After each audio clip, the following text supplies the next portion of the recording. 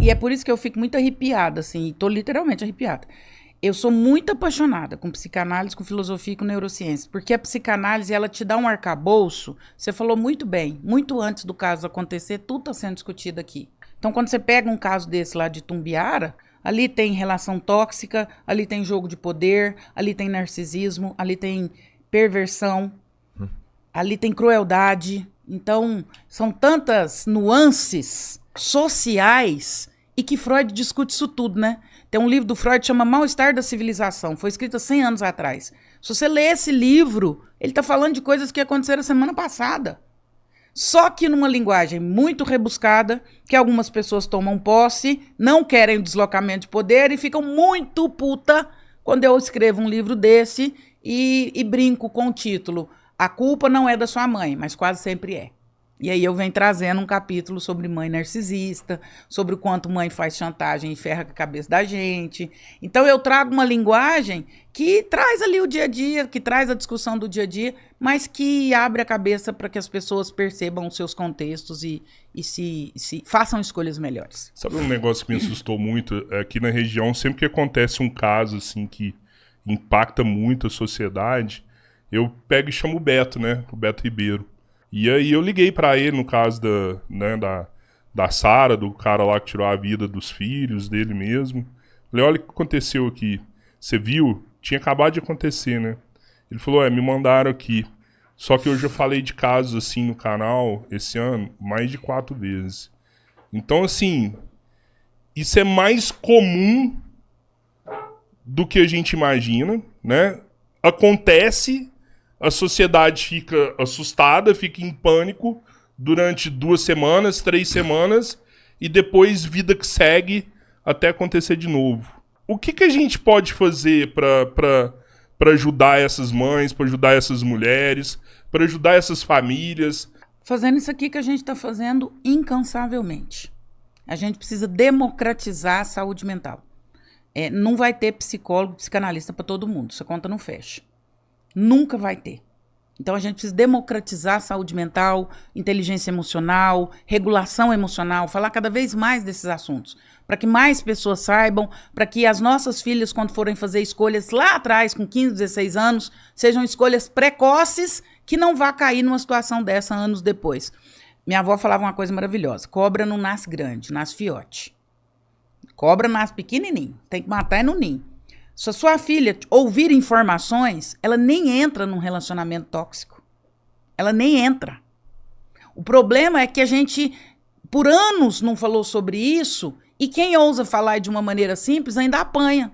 A Ana Beatriz é super criticada, muitas vezes por psiquiatras. Minha filha, minha Bia, passou para medicina, graças a Deus.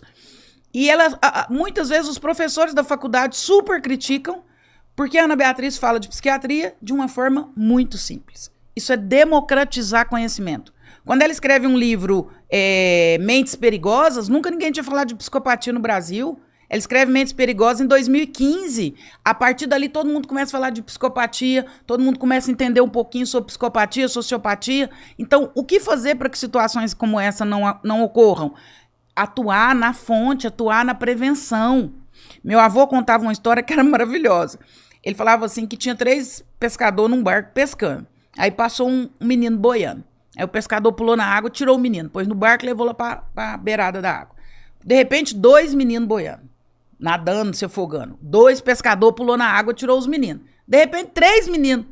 Aí 2 pescadores pulou na água, o outro catou o motor do barco e saiu. Aí os 2 gritou, falou, agora que tem 3 meninos, um para cada um, para nós salvar, você tá indo embora? Ele falou, não tô indo embora não. Tô indo lá na ponta, acudir para ver quem tá jogando os meninos. É sobre isso. Mais do que atuar na situação, nós temos que atuar preventivamente. Muito mais que falar sobre discutir crimes, nós precisamos ensinar as pessoas a não entrarem em situações como essas. A não entrarem em relacionamentos tóxicos, a não suportar relacionamentos tóxicos por anos, a saber identificar o que é um comentário passivo-agressivo, o que é uma pessoa que vai te dar problema lá na frente. Então, quando a gente faz isso daqui, a gente democratiza conhecimento. Pessoas que sabem fazem melhores escolhas. Mas você acha que o problema está na mulher que não foi preparada e acabou encontrando um relacionamento que não servia pra ela e ela errou, se ela tivesse sido orientada mais cedo, ela não cairia nessa, ou o problema tá no homem, que esse sim foi tão fragilizado pela sociedade, com esse discurso masculinista, que você tem que ser o provedor, que você tem que ser o forte, que você tem que limpar, sua honra tá acima de tudo, que você... Né, toda essa situação que a gente ouve aí, né, que foi muito do que aconteceu nesse caso e vários outros casos. Eu vejo que, tipo, pelo que eu fiquei sabendo, eles viviam bem num relacionamento até o dia que ele traiu ela. E aí, o dia que ele traiu ela, ela resolve sair fora. Ó, você perdeu minha confiança, eu quero sair fora. E aí o cara não aceita ela sair fora por conta de todo esse discurso que tem na sociedade, né? Que você tem que ser o provedor, você tem que manter sua família, você tem que ser o cara, né? Todo esse peso. E aí sim o cara começa a se transformar. Eu vejo muito mais... Se transformar não, né? Não. Ele começa a se revelar. Se revelar. É porque eu já falei, Se isso é revelar. um monstro ali. Cobra né? nasce fiote. Ninguém vira cobra da noite pro dia. Ele começou a se revelar. Quando os interesses dele começaram a cair por terra, aí ele começou a se revelar. Muito cuidado com quem não tem nada a perder. Uma pessoa que não tem nada a perder, ela é perigosa. Já ouvi falar isso. Quando você se relacionar com alguém ou quando você tiver uma tensão com alguém, avalie o quanto essa pessoa tem a perder. Se ela não tiver nada a perder, ela tá próxima da barbárie. Mas isso é um ser humano que, teoricamente, ele nasce com essa capacidade. Ela pode ser acentuada ou não, é porque existem 3 teorias aí. O homem lobo do homem, o homem formado pela sociedade, enfim. Eu acho que uma teoria ideal Todas seria têm um uma pedaço de formulação, verdade. isso, de todas elas trabalhando junto. Mas é porque existem situações onde... casos reais em que aconteceu a mesma coisa e o homem, com a mesma estrutura familiar, vivendo na mesma sociedade onde ele é julgado, onde a honra dele tem que prevalecer sobre tudo e tudo mais, ele só vira pra mulher e fala assim, segue seu caminho e eu quero seguir o meu. Então, eu não acho que é um julgamento só da sociedade ou de uma pessoa em especial, não é? Eu acho que você junta vários fatores, não é um... É porque também nunca vai ser simples, né? O ser humano é um homem Você tem cadela ou já teve em biopsicossocial, casa? não é? Cachorro, cadela, ou numa roça, alguma coisa Sim, assim? sim. Gato? Você já viu uma cadela parida? Ou uma galinha acabou de botar ovo, o pintinho nasceu? Já. Se você for pra cima do fiotinho, o que acontece? Ela fica braba, incha. Te avança. Cachorro, a mesma coisa. Nós temos 2 sistemas no nosso cérebro. Nosso cérebro funciona em dual core. Nós temos um sistema de recompensa e prazer e um sistema de proteção e preservação da vida. Esse é primitivo. Nosso cérebro só tem esses 2 funcionamentos. Preservação e prazer e proteção e preservação da vida. Quando a nossa consciência é suspensa, só esses 2 que funcionam. Se você for pular de paraquedas, quando o cara for te empurrar de avião, sua perna trava. Por que ela trava? Porque seu cérebro entende, eu posso morrer. Então ele atua a favor da preservação da vida.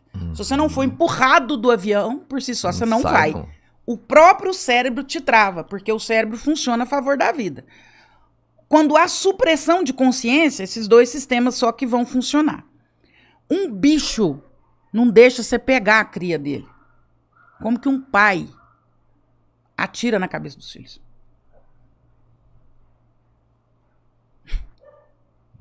Não é pai, né?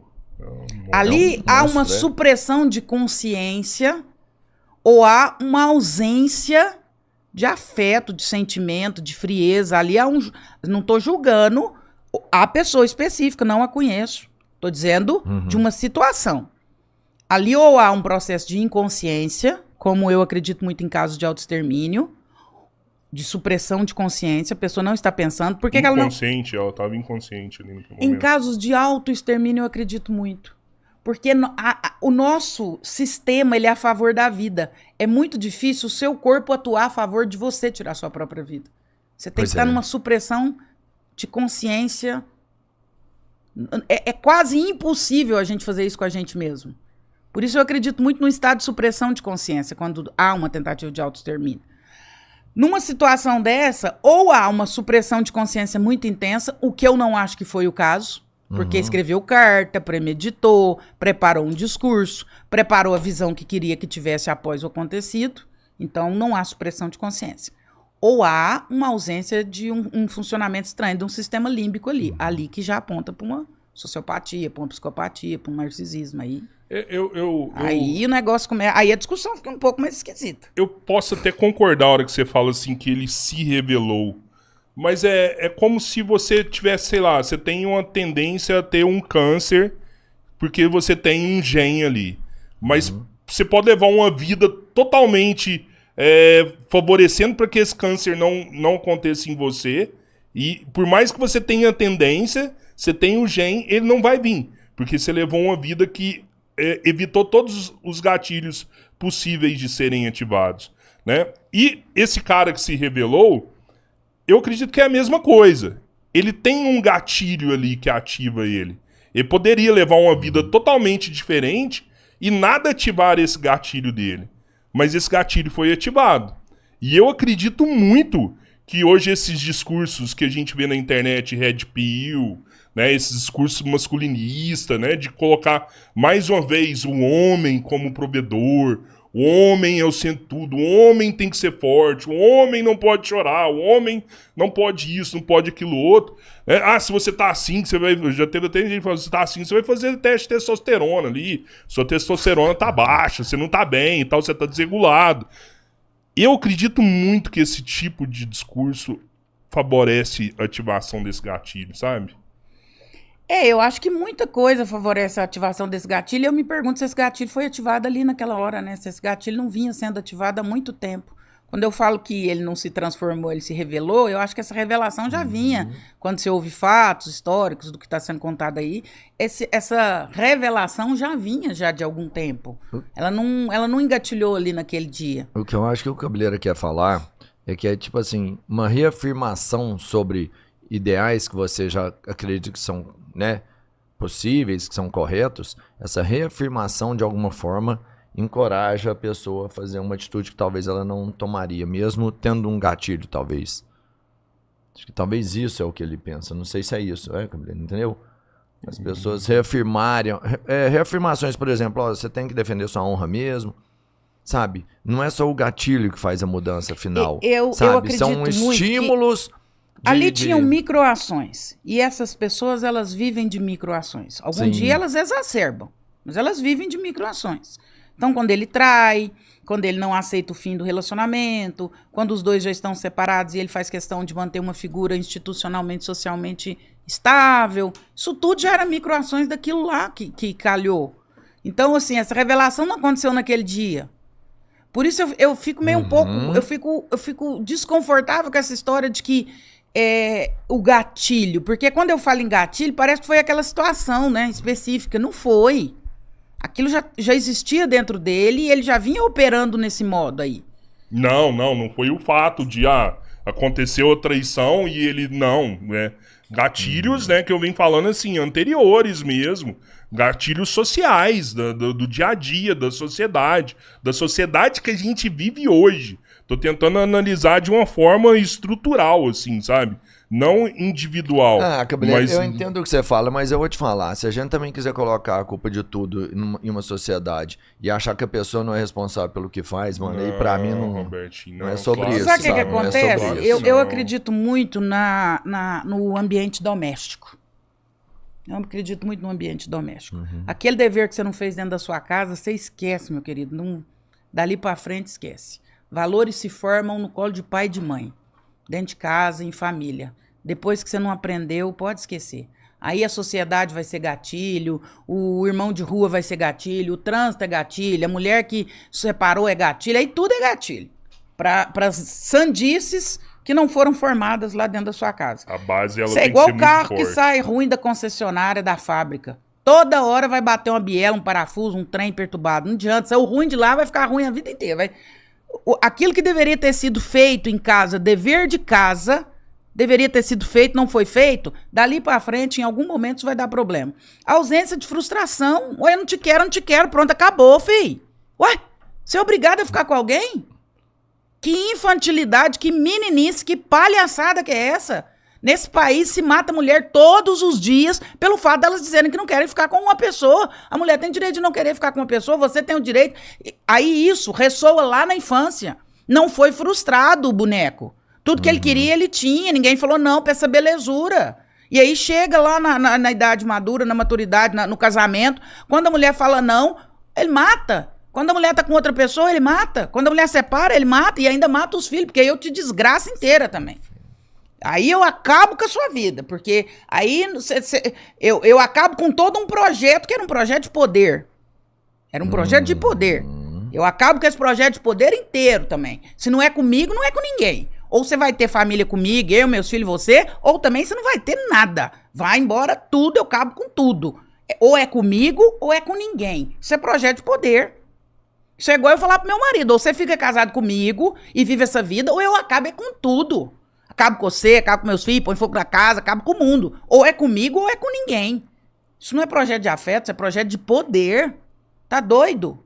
Isso não foi frustrado lá na infância. Isso foi falta de pai e mãe, foi falta de couro, foi falta de correio, foi falta de cadeia, foi falta de sei lá o que, de quê. Por que acontece mais com os homens? As mulheres também são frustradas na infância.